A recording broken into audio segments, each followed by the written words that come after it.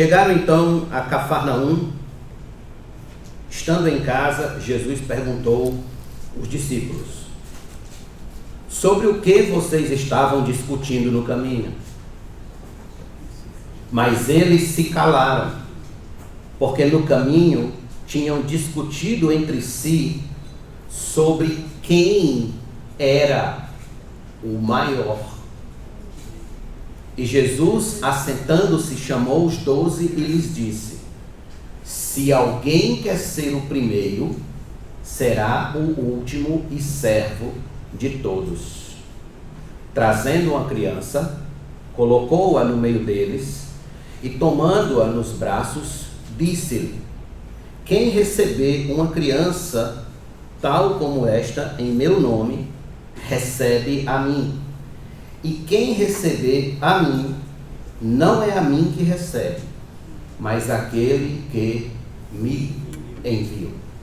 Curve sua fronte, vamos orar mais uma vez. Feche seus olhos e ore. Amantíssimo Deus, querido Pai de nosso Senhor e Salvador Jesus Cristo, graças te damos por tua palavra, porque sabemos que ela é viva e eficaz, que ela é poderosa, Senhor, para discernir, para ir profundo nas intenções do coração, nas motivações da nossa alma. Ela vai fundo, Senhor Deus, penetrando entre a alma e o espírito, entre a junta e a medula. Tua palavra é viva e eficaz. E nós rogamos, Senhor, que neste momento o Senhor fale aos nossos corações por meio da tua palavra, pois sabemos que o Senhor não se deixa sem testemunho. Fala a nós, Senhor, pois é a tua voz que precisamos ouvir. Abençoa todos que estão aqui com a tua palavra hoje à noite. Em nome de Jesus nós te agradecemos e todos nós digamos amém. Amém. Muito bem, permaneça com sua Bíblia aberta aí, por favor. Meus irmãos, nós vivemos num tempo marcado e carimbado pela ostentação. Por todos os lados, encontramos pessoas postando fotos e se exibindo nas redes sociais com a compra de carros importados, casas em condomínios de luxo, pessoas postando fotos de viagens ao exterior ou viagens a Gramado, bolsas e sapatos de grife, de luxo, iPhones Pro Max, etc. Não que isso seja errado em si, não há ilegalidade em querer e poder comprar tais coisas. Há um certo senso de recompensa, de trabalho suado e honesto por trás dessas conquistas. Todavia, o que se percebe é que, olhando por trás das cortinas, toda essa ostentação nas redes sociais é reflexo de um ego inflado, uma alma soberba, um coração orgulhoso. Publicizar que tem o carro mais caro, a casa mais valiosa, o smartphone mais moderno, é uma maneira que encontramos de dizer indiretamente às pessoas que nos rodeiam que somos maiores, que temos mais riquezas, que temos mais bens, dinheiro, poder, influência do que todas elas. Pergunto: por que a teologia do coaching e por que a teologia da prosperidade, a teologia do triunfalismo, a teologia da vitória, por que essa teologia seduz tanta gente mundo afora? Por quê? Porque por natureza nós somos criaturas que não gostam de estar por baixo. Não gostamos de estar em posição que julguemos inferior aos demais. Estamos sempre dando um jeito de estar por cima. Estamos sempre dando um jeito de contar vantagens sobre alguma coisa. Aliás, este foi o primeiro pecado da raça humana.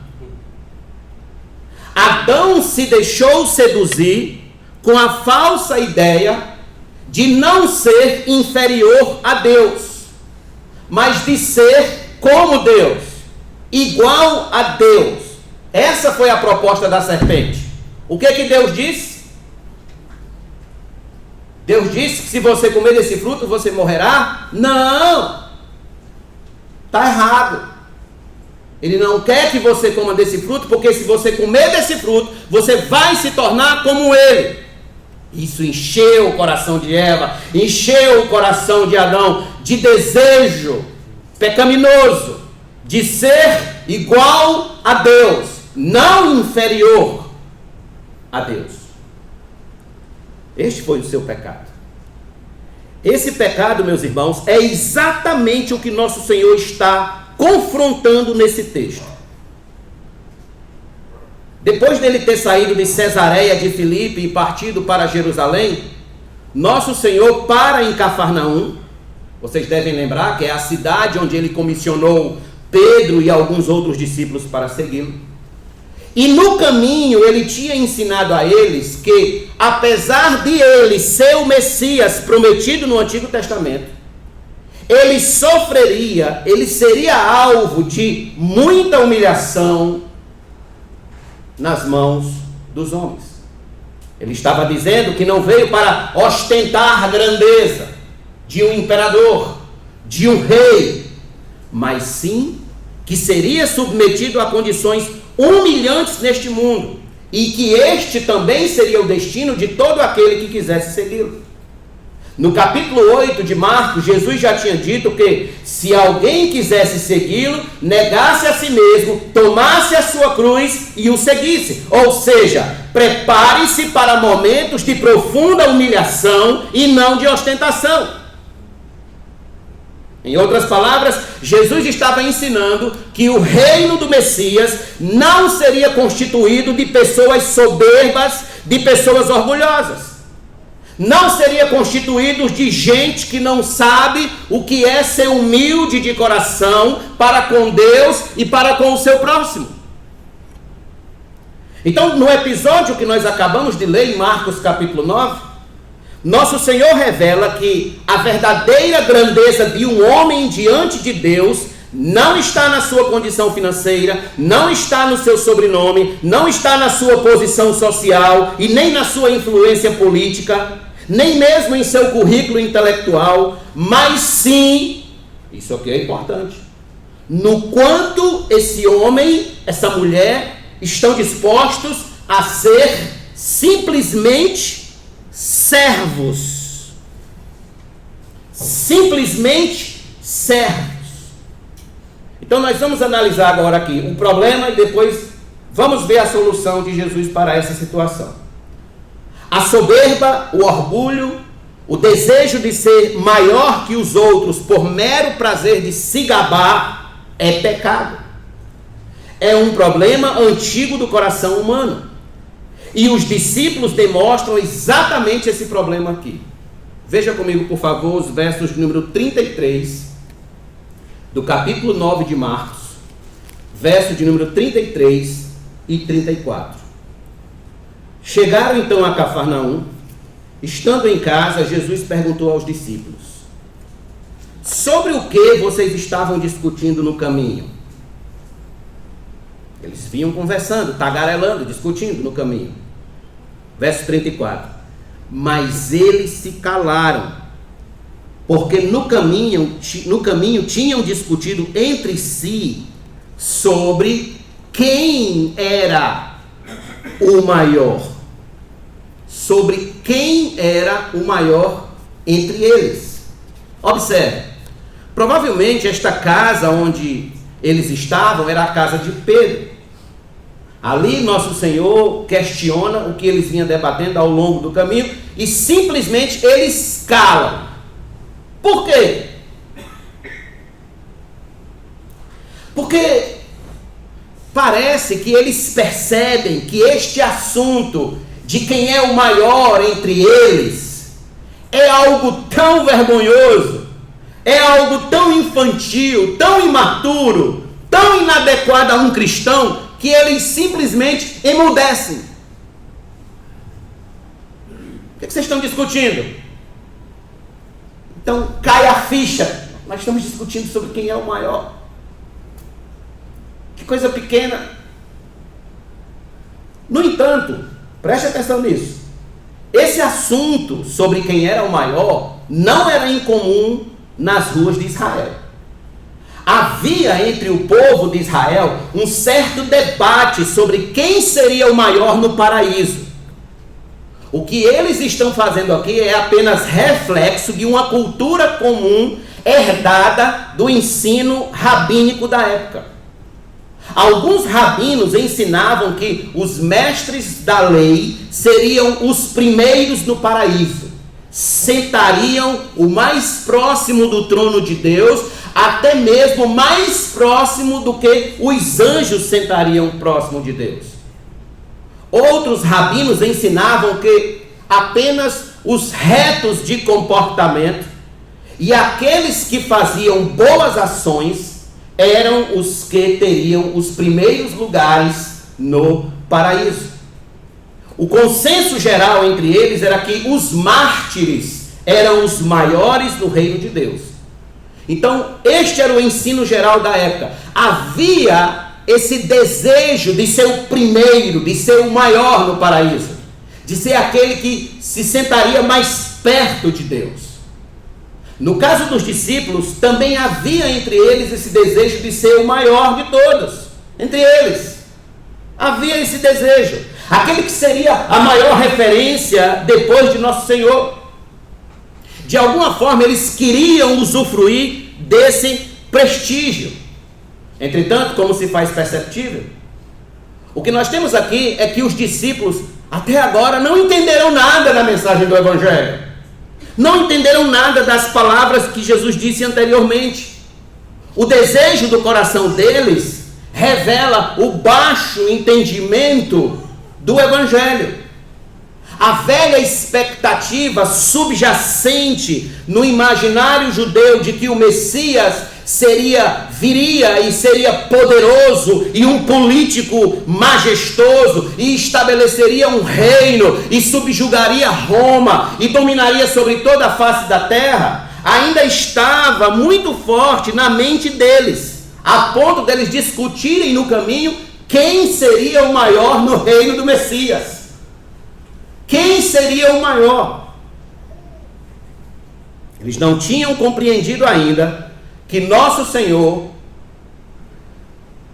estava preparando uma comunidade de servos, uma comunidade de pessoas humildes, de gente cujos tesouros reais não são ostentados nesta terra, neste mundo, mas no mundo vindouro. De pessoas que seriam humilhadas e desprezadas, homens e mulheres que recebem a chancela celeste de gente humilde.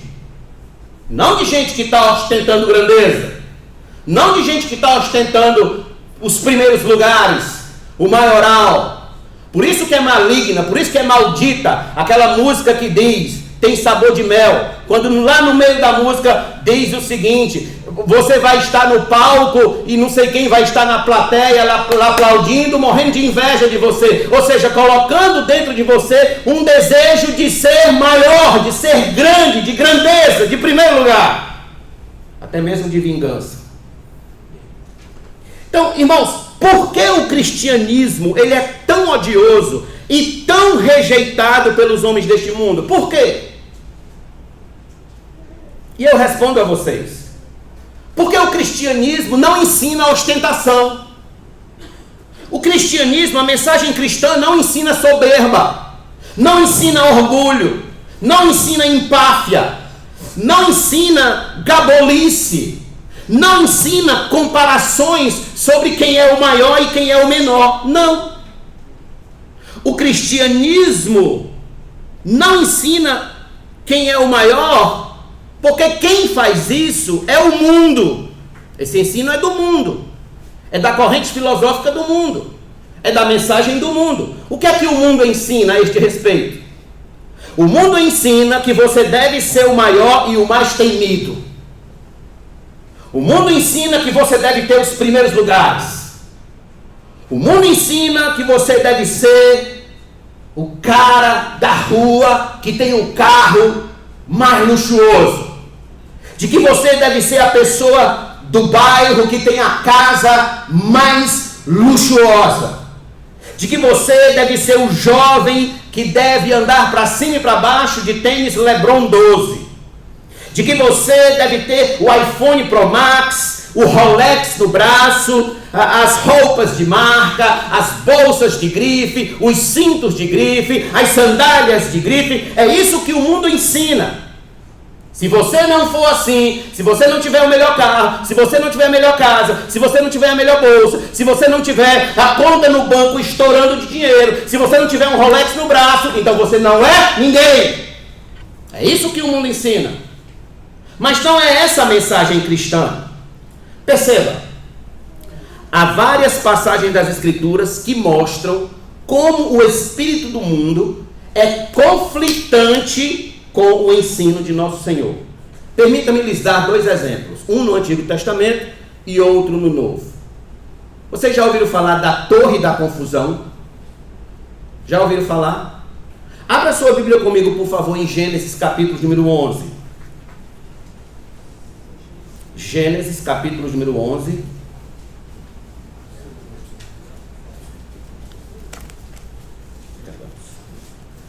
Veja comigo alguns versículos aqui. Gênesis 11.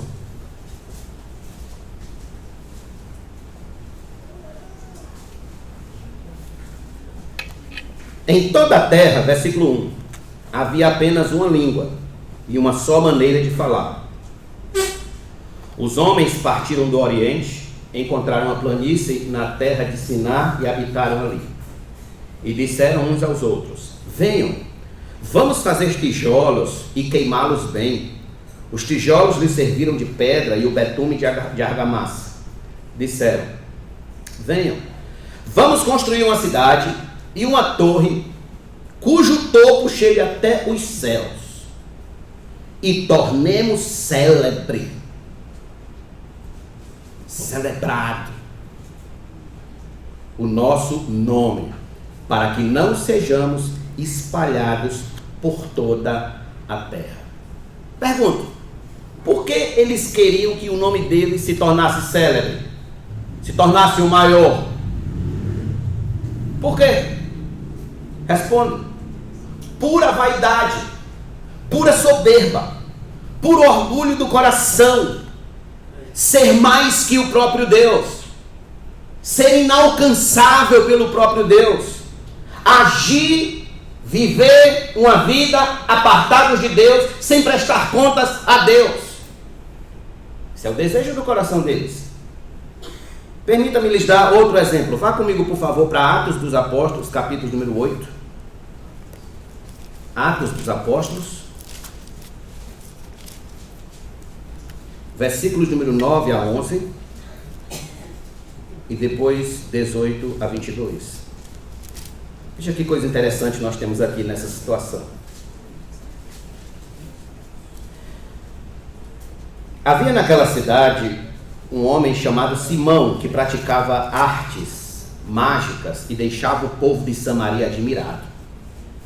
Dizia ser alguém muito importante, e todos lhe davam ouvidos, do menor ao maior, dizendo: este homem é o poder de Deus, chamado o grande poder. Olha o apelido que ele tinha, o grande poder. Davam atenção a ele porque durante muito tempo os havia impressionado com as suas artes mágicas. Agora veja o versículo número 18, diz assim. Esse homem aqui é Simão, Simão mágico, certo? Quando Simão viu que pelo fato de os apóstolos imporem as mãos era concedido o Espírito Santo, ofereceu-lhes dinheiro, dizendo: deem também a mim este poder, para que a pessoa sobre a qual eu impuser as mãos receba o Espírito Santo. Mas Pedro respondeu: que o seu dinheiro seja destruído junto com você, pois você pensou que com ele poderia adquirir o dom de Deus. Não existe porção nem parte para você neste ministério, porque o seu coração não é reto diante de Deus. Portanto, arrependa-se desse mal e ore ao Senhor. Talvez Ele o perdoe por esse intento do seu coração. Pergunto: por que Simão queria o poder para batizar as pessoas com o Espírito Santo? Porque ele queria, porventura, ajudar as pessoas a serem mais tementes a Deus e piedosas? Não. Ele queria esse poder para voltar a ser apreciado como um grande poder. Ele queria voltar a ser glorificado como ele era glorificado quando ele fazia artes mágicas para o povo e quando ele enganava o povo. Era isso que estava no coração dele: vaidade, soberba, orgulho, ostentação, soberba do coração.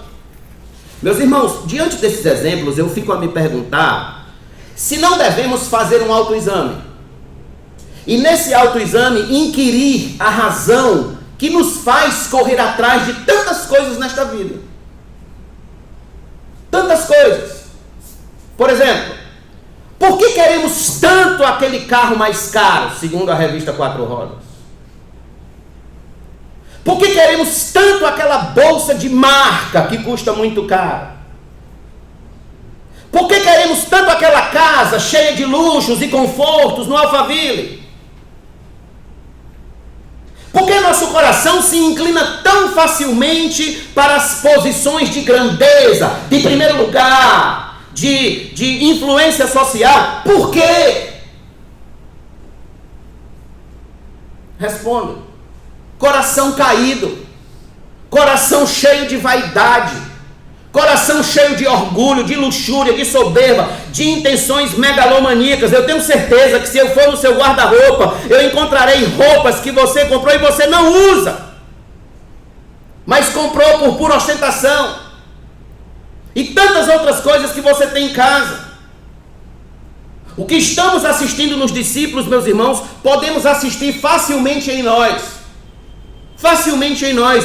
Gostamos de ostentar grandeza, gostamos de nos comparar uns com os outros, gostamos de metrificar a nossa fama, gostamos de medir nosso dinheiro, nossa influência social, nosso poder político, quem é o maior, quem é o melhor, quem é o mais bonito, quem se veste melhor. Gostamos de viver com esse tipo de comparação. Uma psicóloga disse acertadamente que a pior doença da nossa geração não é a ansiedade, não é a depressão. A pior doença da nossa geração é a comparação. É viver se comparando um com o outro. É viver se comparando com o vizinho. É viver achando ou que a grama do vizinho está mais verde ou que a minha grama é muito melhor que a dele. E qual é o problema, pastor, da gente se comparar uns com os outros? Qual é o problema? Eu vou lhe dar duas razões ou dois problemas. Primeiro, anote aí: nunca nos comparamos em nossos defeitos, só nos comparamos em nossas virtudes. Nunca nos comparamos em nossos defeitos, somente em nossas virtudes. Deixa eu explicar. Nós temos o sério defeito de enfatizar, de carregar na tinta as nossas virtudes, ao mesmo tempo que a gente dá um destaque sempre maior aos defeitos alheios.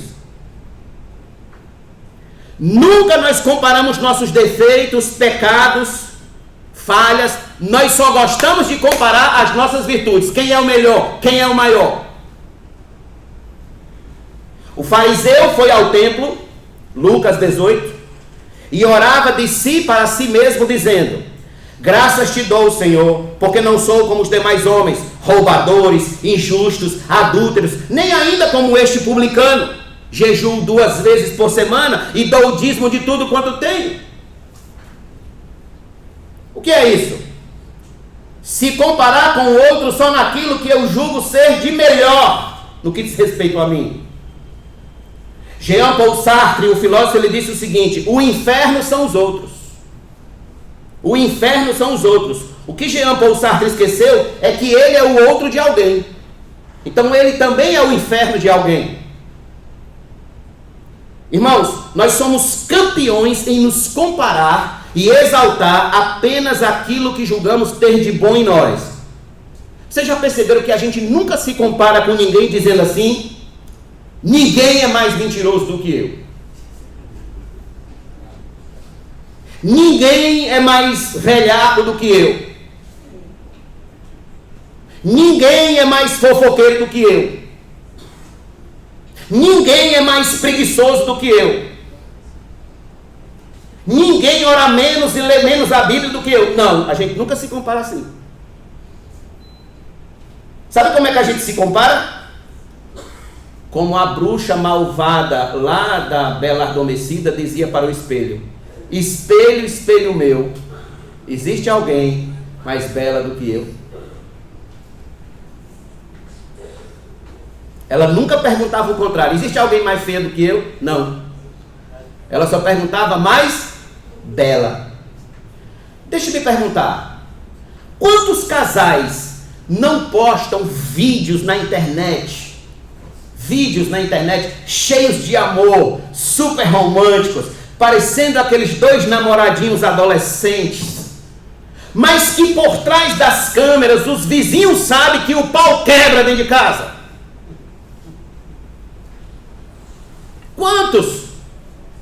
Quantos filhos não postam vídeos com os pais mostrando um exemplo de relacionamento perfeito, mas que por trás das câmeras, quando se desliga as câmeras, está lá um filho desobediente e desrespeitoso com o pai e com a mãe? Porque nós somos perito, atente para o que eu vou dizer, nós somos perito em maquiar nossos defeitos. Se tem uma coisa que a gente sabe maquiar, é o nosso defeito. Nós sabemos jogar muito bem para debaixo do tapete as nossas sujeiras. Sabe qual é o grande problema disso, irmãos? É que isso nos torna hipócritas, nos torna falsos.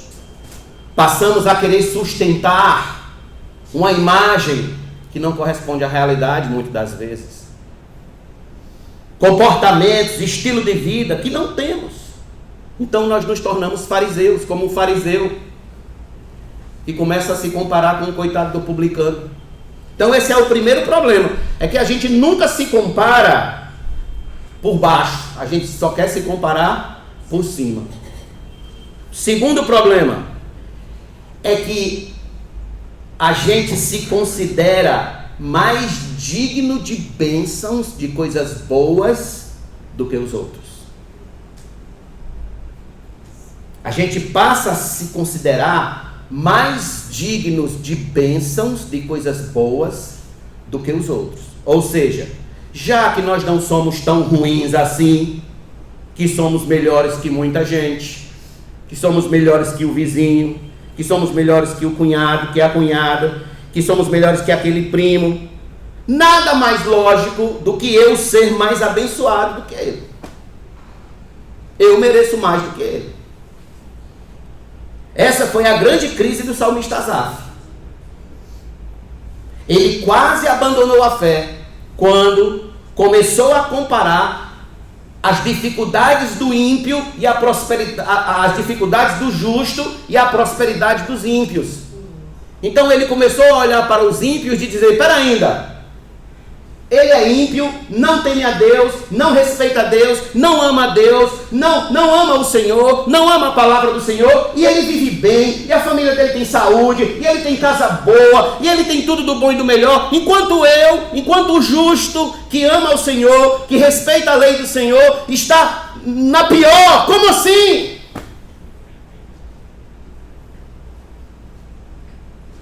Então Asaf pecou gravemente contra o Senhor ao pensar isso, ao ficar nesse tipo de comparação. Pastor, qual é o problema desse sentimento de demérito do próximo, de demérito alheio, de achar que o próximo não é tão digno de bênçãos quanto eu. Qual é o problema? E eu respondo: o grande problema desse sentimento é que ele nos torna em pessoas invejosas,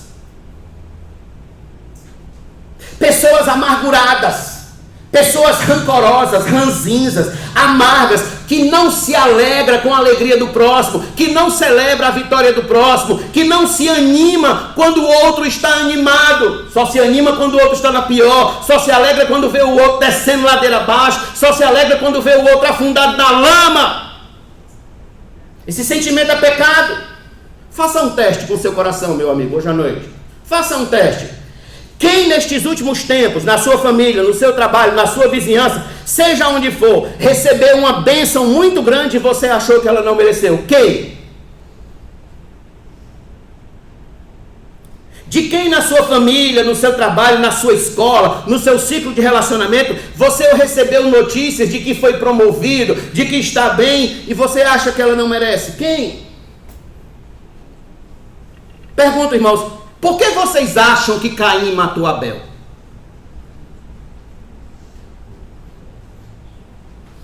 Um ótimo exercício para casa. Anote esse exercício. Estudar o capítulo 4 de Gênesis. Sobre por que Caim matou Abel. Pois bem, nós estamos sempre nesses dois pecados diante de Deus. Ou enfatizando demais as nossas virtudes o tempo todo, ou nos achando mais dignos de bênçãos do que os outros. Provérbios 16:18 diz assim: antes da ruína vem a soberba, e o espírito orgulhoso precede a queda. Em Provérbios 25:6 e 7 diz: não se glorie na presença do rei, nem se ponha no meio dos grandes, porque melhor é que lhe digam, suba para cá, do que ser humilhado diante do príncipe. Em Jeremias capítulo 9, versículo 23 e 24, Deus disse assim: assim diz o Senhor, não se glorie o sábio na sua sabedoria, nem o forte na sua força, nem o rico nas suas riquezas, mas aquele que se gloria, glorie-se nisto, em me conhecer e saber que eu sou o Senhor e faço misericórdia, juízo e justiça na terra, porque destas coisas me agrado, diz o Senhor. Em Mateus capítulo 5, versículo 3, Jesus disse: bem-aventurados os humildes de espírito, porque deles é o reino dos céus.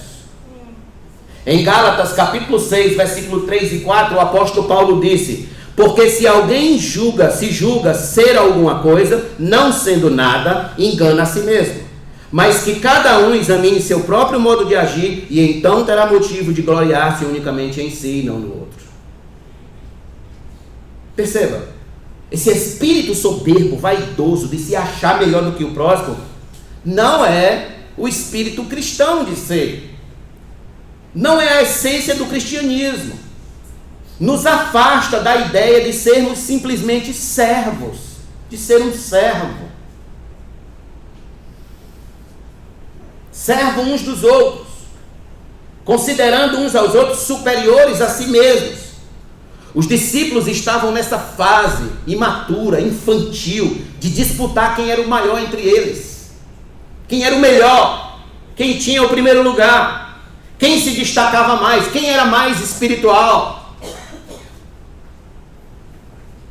Sendo que este não é o espírito do Evangelho. Então, como foi que Jesus lidou com isso? Como foi que Jesus tratou com esta falha ainda presente no coração dos discípulos? Muito simples. Jesus ensinou objetivamente quem é que ocupa o primeiro lugar diante de Deus. Quem é, pastor, que ocupa o primeiro lugar diante de Deus? Quem é o maior diante de Deus? Jesus respondeu aqui.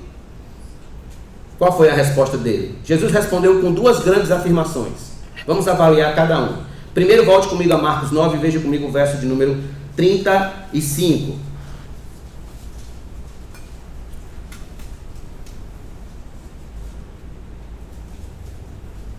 Marcos 9, verso 35 diz: e Jesus, assentando-se, chamou os 12 e lhes disse: se alguém quer ser o primeiro, será o último e servo de todos. Observe, nosso Senhor está ensinando que se alguém quer ser de fato grande nas coisas importantes para Deus, quer ser grande no reino de Deus, deve ser servo dos outros. Deve ocupar essa posição de servo. Doar-se pelo bem dos outros. Quem faz isso é o maior. A palavra servir aqui vem da palavra servo, que no grego é diáconos. Diáconos. Essa é uma palavra grega comum para identificar aquele que serve à mesa. Que serve à mesa. O diácono é alguém designado para servir à mesa. Ele é um servo. Ele é um servo. Servo não no sentido de escravidão, mas no sentido de devoção pessoal. No sentido de devoção de coração àquilo que ele está fazendo. O diácono é alguém que se devota a servir os outros com alegria de coração. Isso é ser grande diante de Deus. Isso é ser o primeiro, é ser maior. Então, meus irmãos, nada é maior aos olhos de Deus do que o doar. E nenhuma vocação provê tanta oportunidade para se doar em bem do próximo no reino de Deus do que a do servo, do que aquele que serve. É exatamente aqui onde a mensagem de Jesus ela entra em rota de colisão com a mensagem do mundo. No mundo, principalmente no mundo grego antigo, por exemplo, ser um servo de alguém, servir à mesa, era uma vergonha, era algo que diminuía a dignidade humana. Servir alguém era tido como uma das piores profissões que alguém podia exercer. Platão mesmo disse nesse sentido: como pode alguém ser feliz se tiver de servir alguém? Era assim que Platão pensava e que os gregos pensavam. Como pode alguém ser feliz sendo servo? Sendo um diácono, sendo um servo? Entretanto, meus irmãos, não é isso que nosso Senhor ensina. Porque a mentalidade humana, para a mentalidade humana, você nasceu para mandar e não para ser mandado. Você nasceu para ser servido e não para servir. Você nasceu para ser cabeça e não cauda. É assim que o mundo ensina. Então essa mensagem ela é muito sedutora ao nosso ego. É ou não é? Quem não quer ser o primeiro? Quem não quer ser o maior? Quem não quer mandar? Todos nós. Nosso coração escorrega, se inclina para esse ponto de vaidade. Por outro lado, o cristianismo ele é tão odiado pelos homens porque o cristão é alguém que não ostenta grandeza alguma. Pelo menos não é para ostentar, né? Se ostenta, não é para ostentar. Mas sim, o cristão, ele vive uma vida com total senso de servir ao outro. Com total senso de servo. Se você perguntar a um cristão, o que é que você é? A resposta de um cristão maduro vai ser: eu sou apenas um servo. Só isso. Porque o que está como fundamento do ensino de Cristo é o segundo mandamento. O que que diz o segundo mandamento? Que devemos amar o próximo como amamos a nós mesmos. Em outras palavras, a postura do servo é uma manifestação visível do amor de Deus para conosco. Assim como Deus nos ama, nós também devemos amar o próximo. Esse amor deve ser recíproco. Como foi que Jesus nos amou? Como foi que Jesus nos amou? Como foi que Jesus amou a sua alma, querido cristão? Abra sua Bíblia comigo em Filipenses, capítulo número 2. Deixa eu lhe mostrar aqui rapidinho. Filipenses 2. E você nunca mais esquecerá disso. Filipenses, capítulo 2, verso de número 5 em diante.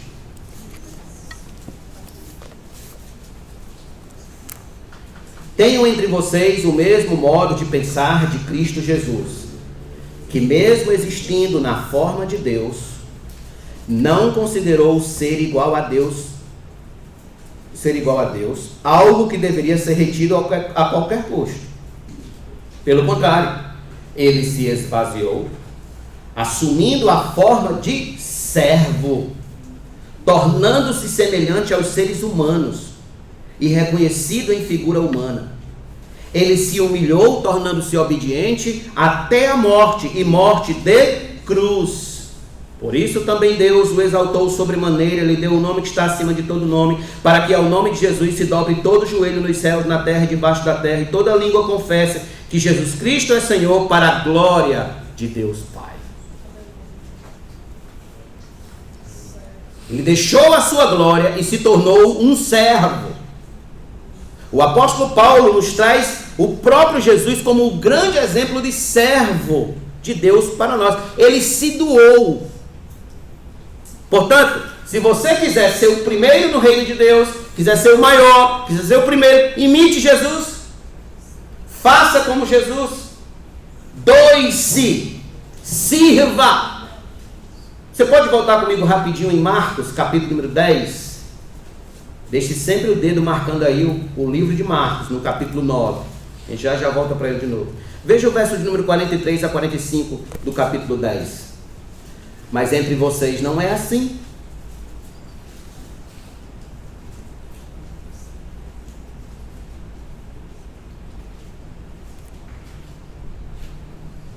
Mas entre vocês não é assim. Pelo contrário, quem quiser tornar-se grande entre vocês, que se coloque a serviço dos outros.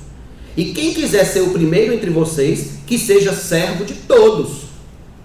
Pois o próprio Filho do Homem, olha, falando o que Paulo falou, o que Paulo vai falar anos mais tarde, Jesus fala aqui, pois o próprio Filho do Homem não veio para ser servido, mas para servir e dar a sua vida em resgate de muitos.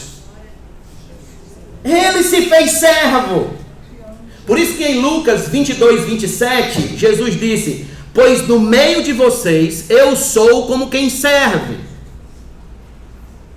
Em Romanos capítulo 12, versículo 10, Paulo orientou a igreja dizendo o seguinte, amem uns aos outros com amor fraternal. Quanto à honra, deem sempre preferência aos outros. Diga que o outro que é digno, não você. Diga que o outro que é bom, não você. Diga que o outro é maior. Diga que o outro é melhor, não você.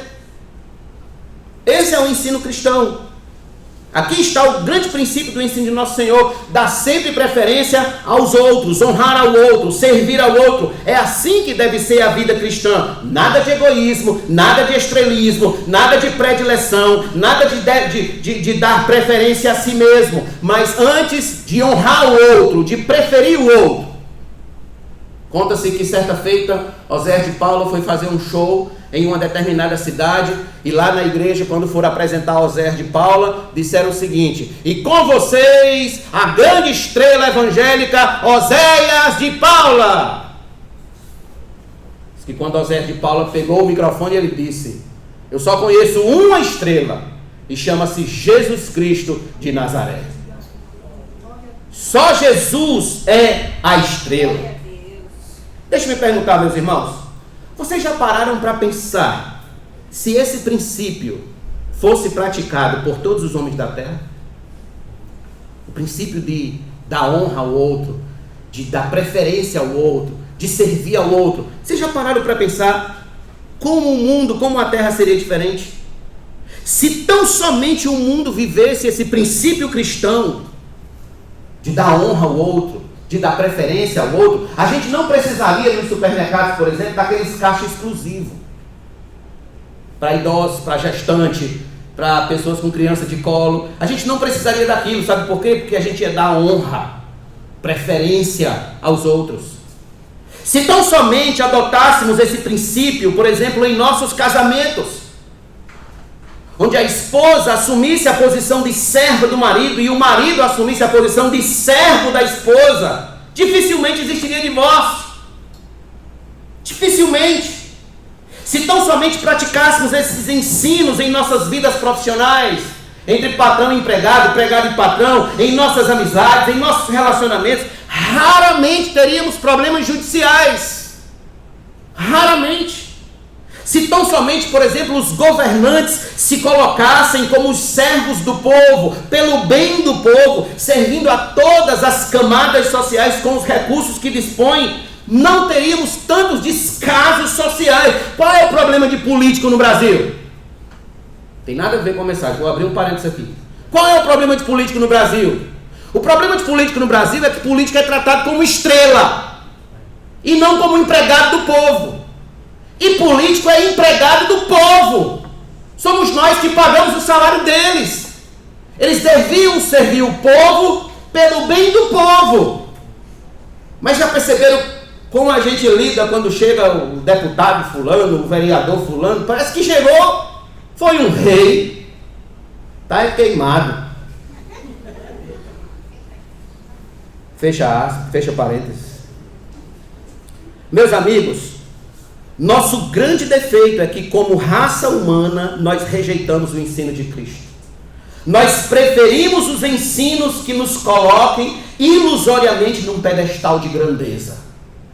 A gente prefere o discurso triunfalista, o discurso de que nós somos os melhores, de que nós somos os maiores, de que nós estaremos sempre na frente, de que nós seremos sempre a locomotiva, de que nós seremos sempre os grandes da história. Aí o Evangelho chega e diz: quer ser o maior? Seja servo. Aqui nosso Senhor está dizendo aos discípulos: se alguém quer ocupar a primeira posição diante de Deus, pois bem, comece por onde o mundo não começa, se torne o último e servo de todos. Esta é a vontade de Deus, isso é agradável a Deus. Faça isso e você será o primeiro. Agostinho dizia o seguinte: Deus não se torna maior se você o reverencia, mas você se torna maior se o serve. O crente se torna maior quando serve ao Senhor de todo o coração.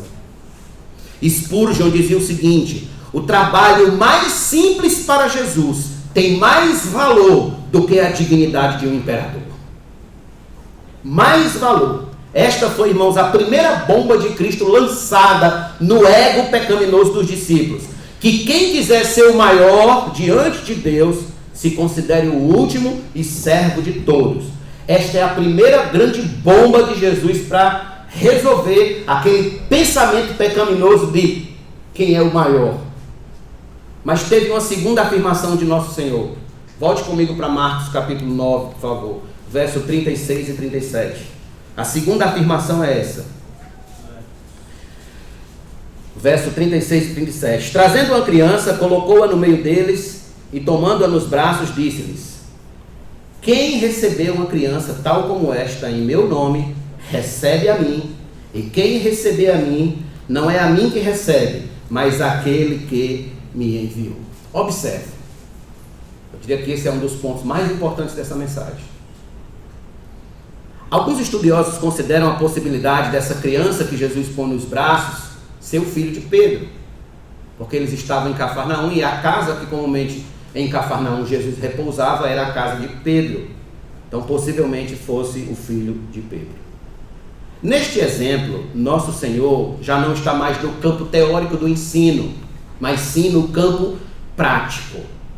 Nosso Senhor está mostrando na prática como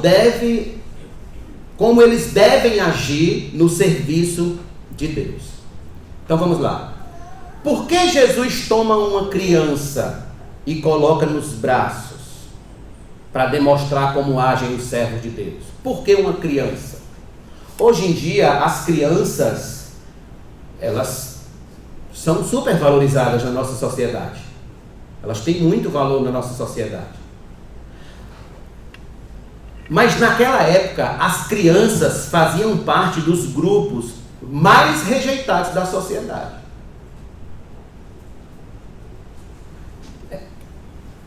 Três tipos de gente era super menosprezado, desprezado e rejeitado na sociedade antiga. Eram as mulheres, os escravos e as crianças. E o cristianismo, só o cristianismo trouxe dignidade para as mulheres, servindo a Jesus, para os escravos, aqueles que realmente tinham patrões e eram escravos. Você pode ler a carta a Filemon. Inclusive, se você for patrão, eu indico que você leia a carta a Filemon. Ele tem muito ensino para quem é patrão, como o patrão deve lidar com seus empregados. E terceiro, as crianças. As crianças faziam parte de um grupo profundamente desvalorizado no Antigo Oriente. Então a criança aqui, ela não é usada para que a gente se torne como uma criança. Não é isso. A criança aqui é usada para que a gente se torne como Jesus. Como Jesus, sem desprezar ninguém, estando disposto a servir a todos, a abraçar a todos, inclusive os mais desprezados e rejeitados. As crianças aqui são um exemplo de pessoas insignificantes, a quem os discípulos deveriam receber e servir com alegria. Servir a todos inclui abraçar os mais desprezados de uma sociedade. Então, nosso Senhor coloca assim: quem recebe os desprezados, os menosprezados, os rejeitados, recebe a Ele. E quem recebe a Ele, recebe o Pai que o enviou. Em outras palavras, a ação de servir como crentes a qualquer pessoa tem desdobramentos no céu. Quando você serve a alguém, Deus se sente servido. É como se você estivesse servindo ao próprio Deus. Então preste atenção aqui. Para Deus, todas as pessoas são importantes. Todas as pessoas são importantes. Logo, o cristão é alguém que serve a todos. O cristão entende que todos trazem em si a imagem e semelhança de Deus. Não importa o grau de escolaridade, a posição social, o sobrenome, a nacionalidade, a profissão, a cor da pele, a cor dos olhos, não importa. O cristão é alguém treinado a tratar, a servir a todos. Amigo, como você trata as pessoas reflete o grau de seu entendimento do Evangelho. Sabia disso? Como você trata as pessoas? Por exemplo, como você trata os seus empregados? Como você trata a babá de seu filho? Como você trata o gari que passa recolhendo os lixos da rua? Como você trata o garçom? Como você trata o motorista do táxi, o motorista do Uber? Como você trata o motorista de ônibus? Como você trata as pessoas que trabalham em departamentos públicos, escolas, hospitais, enfim, tantos outros, polícia, seja lá o que for? Como você trata? O modo como você trata as pessoas reflete o seu grau de entendimento do Evangelho. Se você entendeu realmente o Evangelho ou não. Sabe por quê? Porque Jesus pega uma criança, alguém rejeitado, desprezado na sociedade antiga, pega, bota nos braços e diz: vocês precisam receber os mais desprezados como eu recebi essa criança. Tratar bem a todos. Essa é a essência do cristianismo. E deixa eu trazer aqui um tema importante para a igreja. Que esse tema de servir ao próximo, de servir a todos, inclusive, é um tema cada vez mais escasso dos púlpitos modernos. Principalmente no que diz respeito à habilitação para ser missionários em países cujas as rendas sociais, cuja renda per capita é pequena. A vida missionária da igreja, por exemplo, tem sofrido baixas nunca vistas antes em sua história. Eu me lembro do tempo que, quando éramos jovens, tudo que a gente queria era fazer missões ir para a África, ir para a Ásia, ir para a Janela 1040, fazer missões, pregar o Evangelho nesses lugares, servir as pessoas lá, viajar, servir. Mas o que a gente vê hoje? Os jovens já não almejam mais ser missionários às nações, os mais idosos também já não incentivam os mais novos. E a grande causadora dessa mácula, desse prejuízo, sabe qual é? É a pregação. É a pregação do conforto. É a pregação do coach. É a pregação do se dar bem neste mundo. É a pregação humanística que coloca Deus como servo do homem e não o homem como servo de Deus e servo do próximo. Por isso que nós estamos preparando os nossos filhos para serem ricos, para serem poderosos neste mundo. Nós não estamos preparando os nossos filhos para morrerem por Cristo no coração da África, como morreu David Livingstone. Nós não estamos preparando nossos filhos para morrer no coração da China, como morreu Hudson Taylor. Não estamos preparando nossos filhos para morrer no coração da Índia, como morreu William Carey.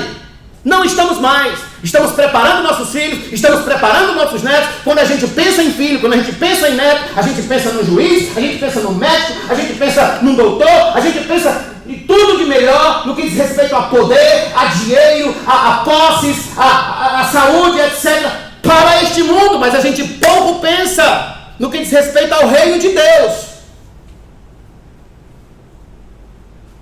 Ninguém diz assim: vou formar meu filho, quero que ele passe em medicina, porque se tornando médico, vou orar para que ele se habilite como missionário na África, para ser médico na África e pregar o Evangelho lá.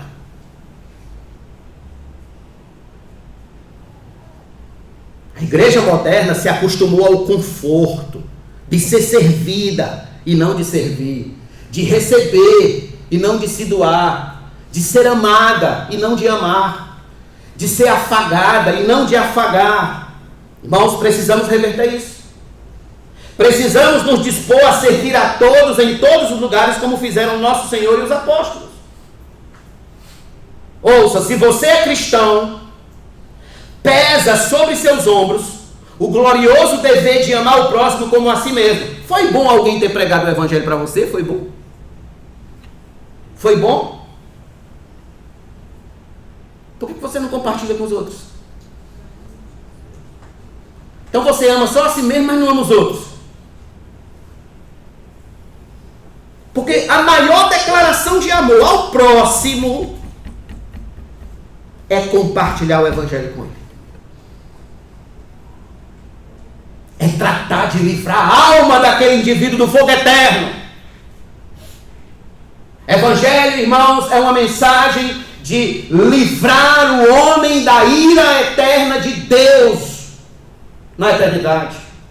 Pregar o Evangelho significa livrar o homem do fogo eterno. Isso requer se doar como servo. Isso requer doação. Mateus 28, 19, Jesus disse: portanto, vão e façam discípulos de todas as nações, batizando-os em nome do Pai, do Filho e do Espírito Santo. Nosso Senhor nos comissionou a ir a todas as nações sem distinção, porque a ideia é servir a todos com a mensagem de salvação. E nós devemos começar por onde? Pelo nosso lar. Está aí os pequenos grupos. Quem sabe logo logo a gente não abre um próximo pequeno grupo no Conde. Então, começar pelo nosso lar, ensinar nossos filhos, nossos netos a respeito do Evangelho, no nosso bairro, na nossa cidade. Irmãos, há pessoas ao nosso redor que precisam ouvir o Evangelho, precisam receber a palavra de Deus, precisam ter amigos verdadeiramente crentes orando por elas. Sabe aquele seu vizinho descrente? Pois é, comece a fazer amizade com ele, comece a servir a ele, orando por ele, visitando, mandando uma mensagem de bom dia e um versículo bíblico. Mas comece a servir aos outros de alguma forma. É tempo de entendermos, irmãos, que o serviço do Senhor em todos os lugares e a todas as pessoas é uma grande fonte de alegria cristã. Ouça isso: crente que não prega o Evangelho aos outros, crente que não serve aos outros com a mensagem de Cristo, é um crente triste. Não é um crente feliz. Sabia disso? Me explique, pastor, e eu vou lhe explicar. Servir ao próximo.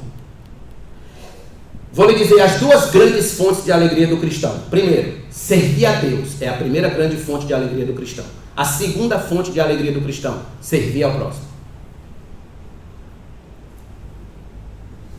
Pergunto, para que fomos criados? Quem estudou aqui o Catecismo Batista Puritano vai lembrar. Fomos criados para glorificar a Deus e nos deleitar nele para sempre. Fomos criados para glorificar a Deus e nos deleitar nele, nos alegrar, jubilar, exultar, pular de alegria em Deus para sempre. Então preste atenção. O deleite, a felicidade do crente, consiste no ato de glorificar a Deus. E quando o cristão obedece ao segundo mandamento de amar o próximo como a si mesmo, ele está glorificando a Deus. E quando um cristão está glorificando a Deus, ele está se fazendo feliz em Deus. Portanto, sempre que um cristão faz o bem a alguém, quer seja levando o evangelho, quer seja doando 1 quilo de alimento, se você não pegou ainda o seu papelzinho do quilo do amor, procure a irmã Júlia, que ela já está com o papelzinho do quilo do amor. Sempre se doando, quer seja passando uma noite com alguém que precisa no hospital, ou doando roupas, ou doando calçados, ou ajudando um asilo, ou um orfanato, ou uma casa de recuperação de drogados. Sempre que alguém está servindo o próximo, ele está cumprindo o segundo mandamento. E sempre que ele cumpre o segundo mandamento, ele está glorificando a Deus. E sempre que ele glorifica a Deus, ele é feliz em fazer Deus feliz. Vou explicar melhor. Glorificar a Deus é fazer Deus feliz por meio da felicidade do próximo. Anote isso. Quanto mais eu faço o meu próximo feliz, mais eu faço a Deus feliz comigo. E quanto mais eu faço Deus feliz para comigo, mais feliz eu fico na felicidade de Deus. É indo e voltando. É Deus sendo glorificado e eu sendo feliz na glória de Deus. E o meu próximo sendo feliz no meu ato de servi-lo para a glória de Deus. Quer ser feliz de verdade? Sirva ao próximo. Sirva ao próximo. Ah, pastor, mas é tão difícil, é porque o senhor não sabe. É porque o senhor não sabe. Se o senhor conhecesse aquele meu vizinho, se você soubesse como é, se o senhor soubesse como ele é, 5 horas da manhã, ele acorda batendo panela, botando Amado Batista para tocar bem alto. Se eu soubesse como é aquele meu vizinho, faço bem. Faço bem. Nunca pague o mal com o mal, mas pague o mal com o bem. Pague o mal com o bem. Quer ser feliz de verdade? Faça o próximo feliz. Isso glorifica a Deus e vai lhe preencher a alma com o senso da aprovação de Deus. Quem aqui já fez uma prova na escola e foi aprovado? Quem?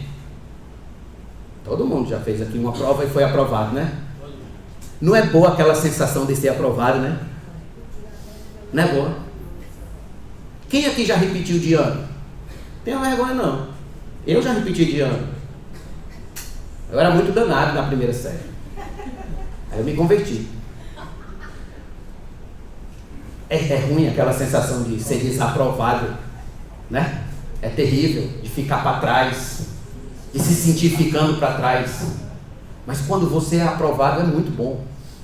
Quando você passa na prova e você recebe lá a certeza da aprovação.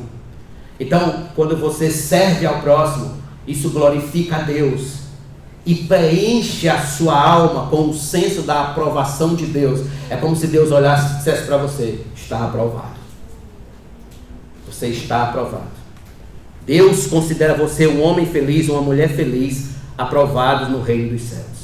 Em Atos capítulo 20, versículo 35, Paulo disse: em tudo tenho mostrado a vocês que trabalhando assim é preciso socorrer os necessitados e lembrar das palavras do próprio Senhor Jesus. Mais bem-aventurado é dar do que receber. Porque quem dá é porque tem. Quem dá é porque já é abençoado. Segundo aos Coríntios capítulo 9, versículo 7, a gente lê muito aqui na hora da oferta. Cada um contribua segundo tiver proposto no coração, não com tristeza ou por necessidade. Porque Deus ama quem dá com tristeza. É o que está escrito aí? Não. Porque Deus ama quem dá com alegria. Quer seja uma oferta, quer seja um quilo do amor, quer seja passar a noite no hospital com alguém, quer seja você fazer uma visita a alguém que está enfermo, quer seja você dar uma carona a uma pessoa que precisa ser socorrida, quer seja você doar calçados, quer seja você doar roupas, quer seja você doar um livro, quer seja o que for no que diz respeito a fazer o bem, principalmente compartilhando o evangelho com aquela pessoa. Deus ama quem dá com alegria. Deus quer que você dê a si mesmo, assim como Jesus se deu em seu lugar. O hino 380 do cantor cristão diz assim: pois irmão, ao teu vizinho, mostra amor, mostra amor. O valor não é mesquinho deste amor, deste amor. O Supremo Deus nos chama, Cristo para os céus nos chama. Cristo para os céus nos chama, onde reina o amor. Permita-me concluir dizendo: o primeiro lugar no reino de Deus é daquele que mais serve ao próximo com alegria. O grande sonho do meu coração é que todos vocês que estão ouvindo essa mensagem saiam daqui com grande ideia formada por meio do Evangelho de que vocês são servos de Cristo.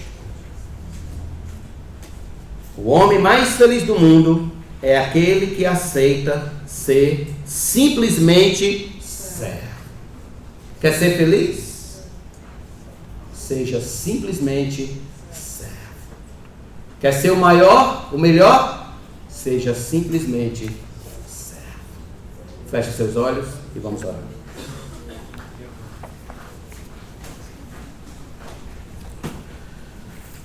Amantíssimo Deus, graças te damos